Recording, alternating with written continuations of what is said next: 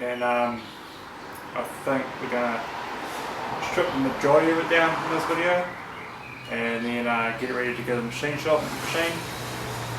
And then obviously there'll be another video of us putting it together. So get into it.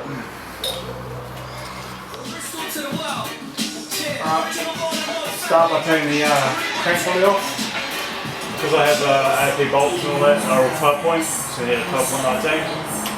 Get that bugger on there. Piece of this.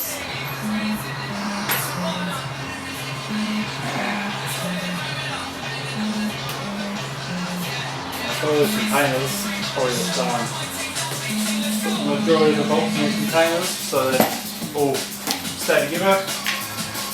The air should slip off like that. And got the spacer here. And I run a 12-tooth crank trigger. So yeah, comes off next. That replaces your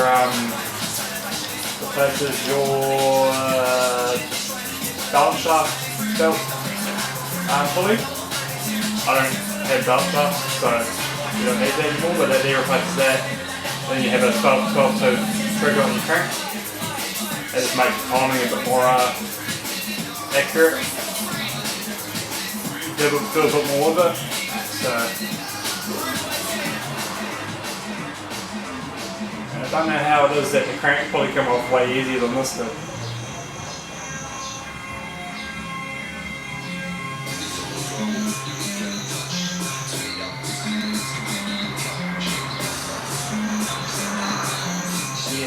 Nice.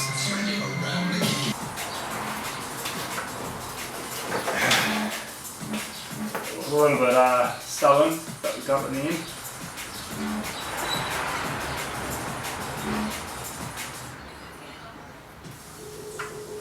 It's just a bullet trigger. Yeah.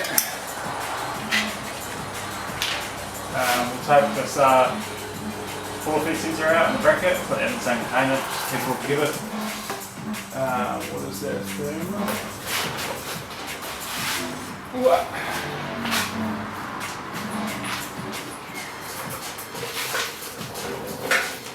So we got that bugger off. Ended up being a bit of a mission, but it's all good. So pull the timing belt, pulley things off. And then we will pull the oil pump gear off, and then we should be pretty good. I'll put 4 bolts on the bottom of the front cover for the sump, pop the sump off, and then we can pull the front cover off. See, it's a little like a thing, we'll do this. Yep.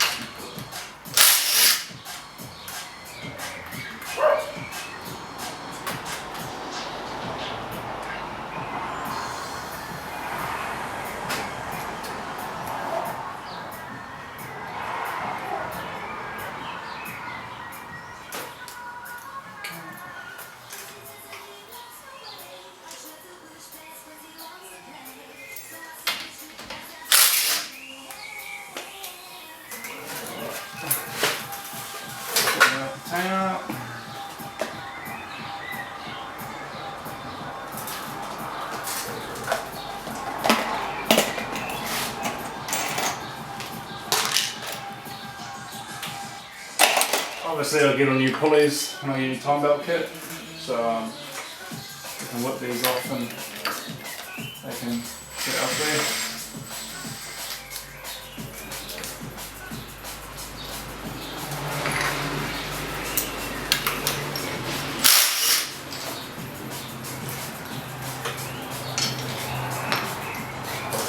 I'll just put these back in here.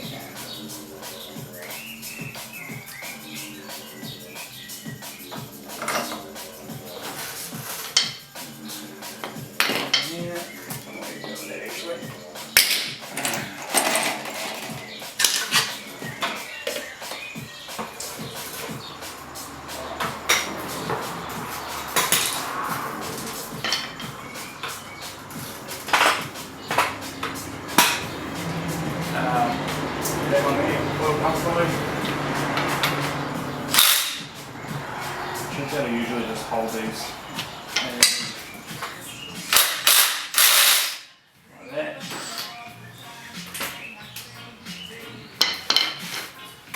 Yeah, give it a little.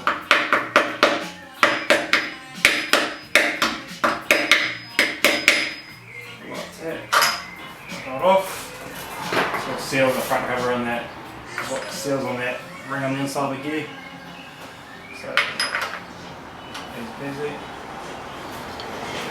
Let's chuck this in the same container as the timing cover, timing bloody pulleys, bolts, and some bolts. Pull those out.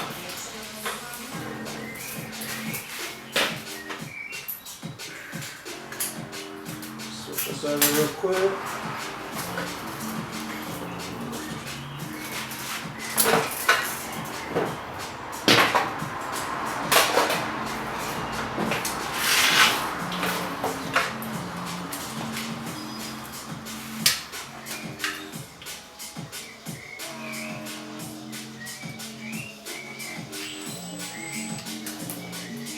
Oh, there's 2 more, that's right.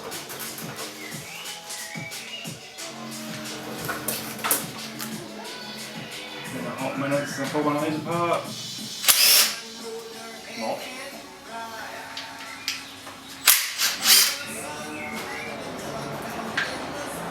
Okay, this bolt here, if you don't put the right length bolt in it, the belt rubs on it, which then puts a mark on your belt. So all the sun bolts are the same length, and there's one bolt that's shorter than the rest. So you do that, otherwise you get a big black mark on your coloured time belt. And then it's not very nice. So we have to pull the sun bolt on a minute anyway after that. So,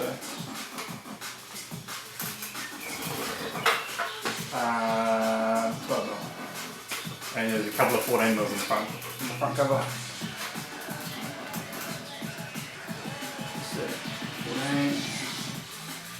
and 12 mil. I think I'll likely put all the front cover bolts and some bolts in the same container. Do the 12 mils first. 3 on here.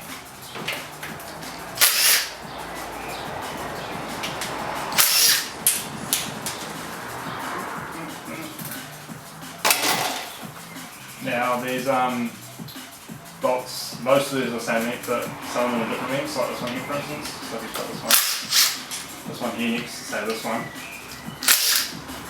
they're 2 different lengths.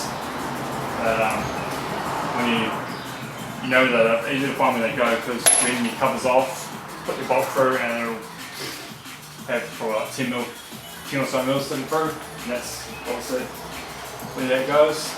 So that off.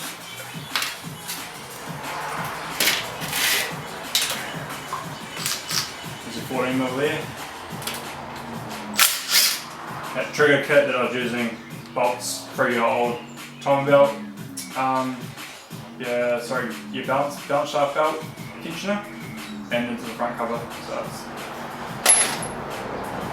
you can only use it if you've got no balance shafts, which I don't. So yeah, all good. Checking out a little bit of bolt. 14 mil, and I think we're good.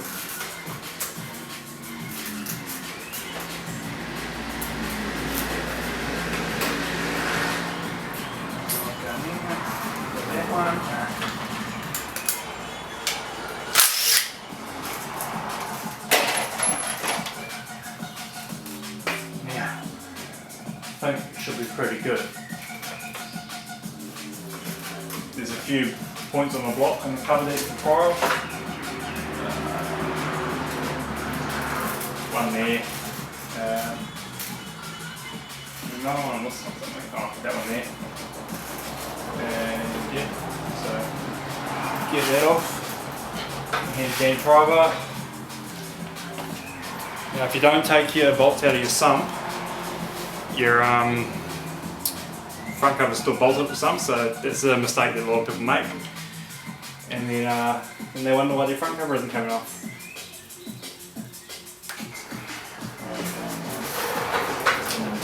I just had a blonde moment. So, oil pump. What's attached to your oil pump?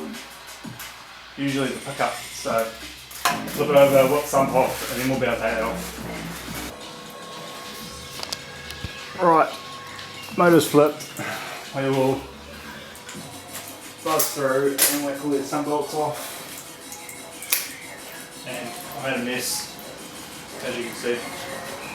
Not often I don't. Just terrible. Good times. We pulled out the mess. Alright. Pull these out. I already took the rear main seal off because you can't actually get it off when the box on the stand. So do that, done that, and then we'll put these out. And then we should be away.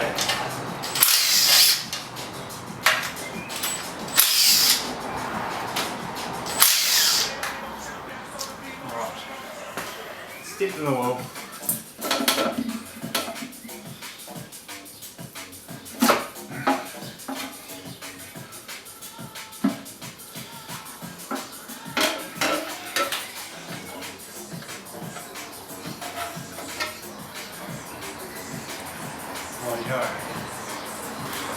Put that to the side. And now this will come off. No, it won't, because it's attached to the blade. Got a stain on the block, that's right.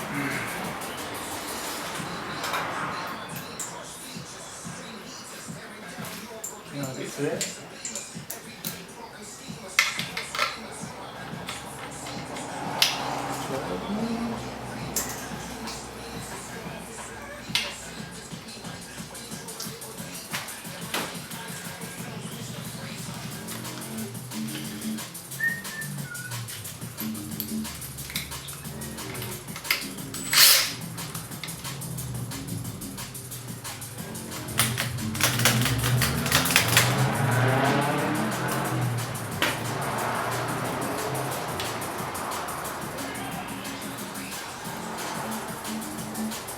That one there.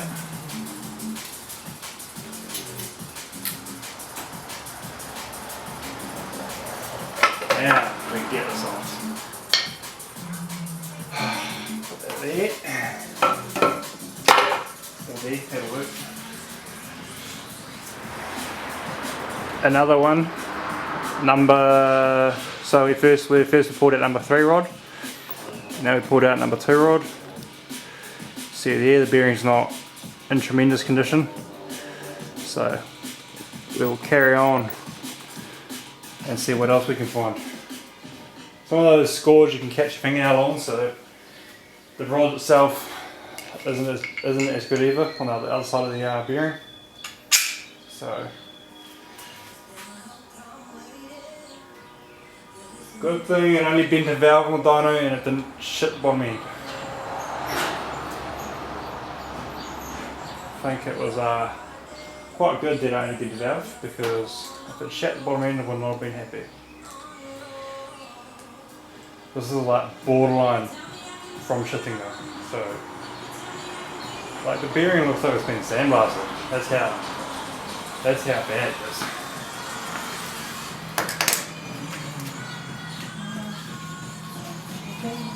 Right, rotate the crank a little bit. These ones out. Do number 4 rod first.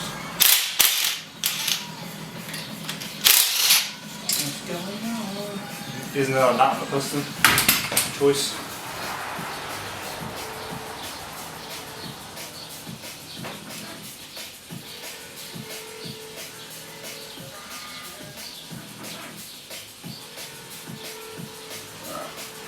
Oh, there we go. Once again, bearing stuck to the crank.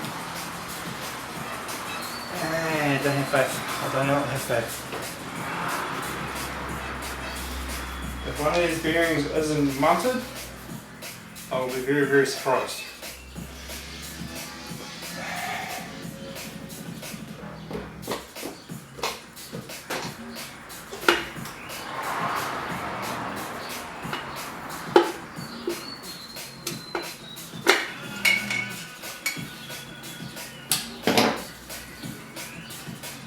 Yeah. Thankfully, they're all looking about the same. I think if we had, I'll just pull that down there. Should be a nut in there too. Here it is. I think if we had turned it up to 300 kilowatt, it would have shit the bed. So luckily we didn't.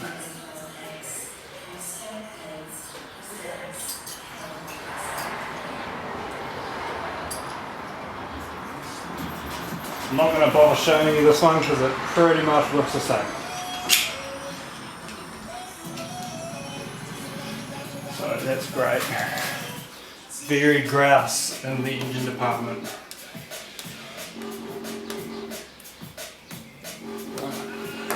Putting oil everywhere. Good times.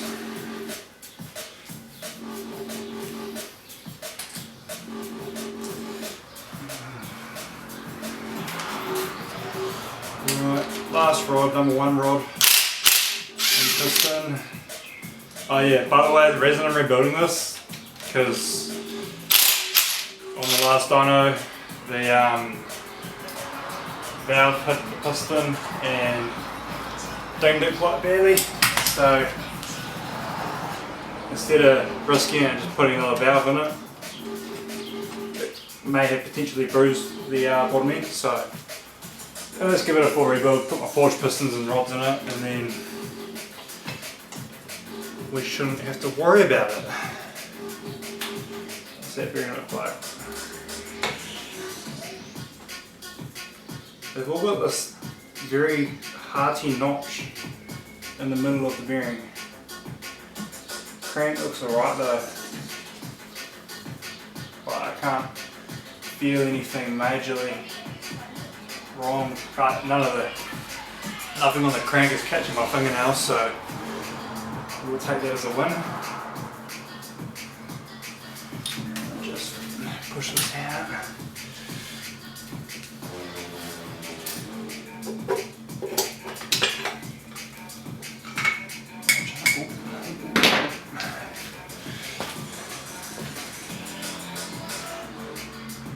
Yeah. Doesn't look flashes.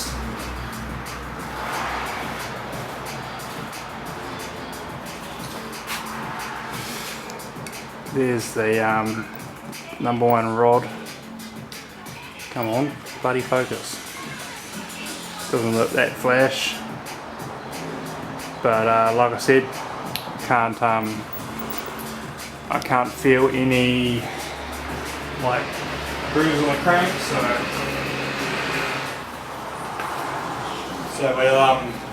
we'll pull the crank out, and that'll pretty much be this video.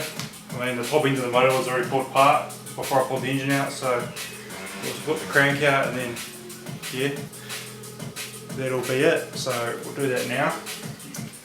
Obviously before, 17s. There's my 17 gone. There.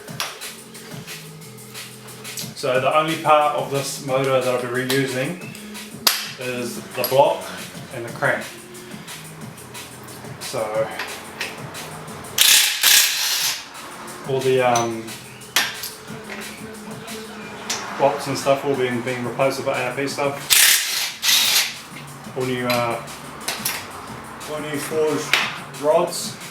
They have to be special length, where standard's 150mm. These are going to be 156mm because I have a set of stroker pistons. And the stroker pistons have a 6mm lower heat pipe than the factory 2-litre pistons. So getting the 156mm rod makes up for that 6mm of deck height and gives you the right compression, which in this case is 9:1. So it should make a bit more power a bit more easily, as it's no longer going to be 7.5:1 as my tuner called trap deck compression. And he loved it apparently, but I think 9:1 will be borderline on bloody 98 on the pump anyway. We don't get bloody E85 or anything like that in here in New Zealand, so unfortunately I need to just bloody grow up and do it, I reckon. And then we will be away, but you know.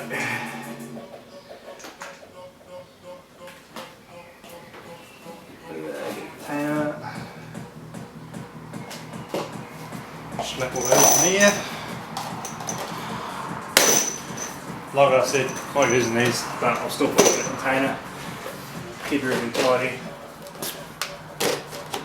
I'll go through and label each one of these containers after the fact is done.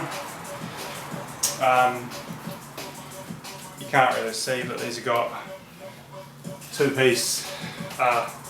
two one-piece girdles, so they do 2 journals each girdle, and then it's got one in the centre. So we'll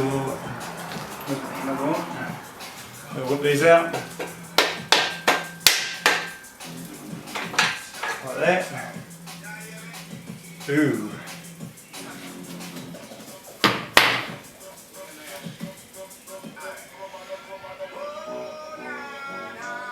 Ooh yeah, that's got a good buddy. That's got a good notch in it. I'll just show you this real quick. I can imagine this crank will still be usable. I just need to go probably, I'd say probably like maybe 5 or 10 thou over. So you can see,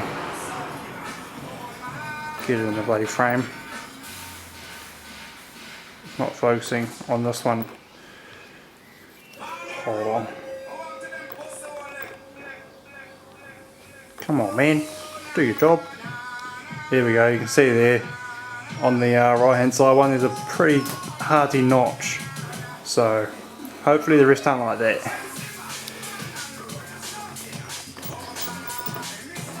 Get one all built. There we go.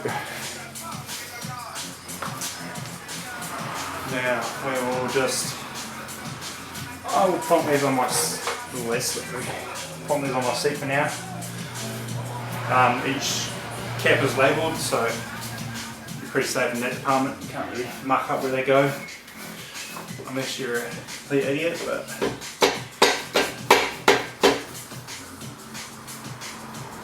let's check out first.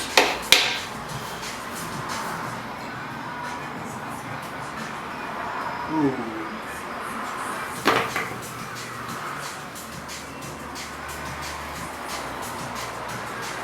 Oh yeah, that's not good. That feels like it's spun, and it looks like it's spun. Ooh, hopefully we can reuse this crank. I'm not confident.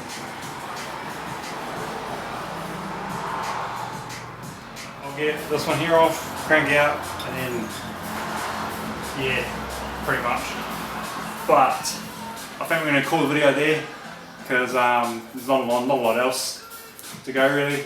Like I said, the head was bloody pulled off before I pulled the engine out, but yeah, we'll just conclude it there pretty much. Thanks for watching, like and subscribe, and expect to see either the yellow block for the twin cam carb motor going together, or potentially bits and bobs of this, don't know, we'll see. Thanks for watching.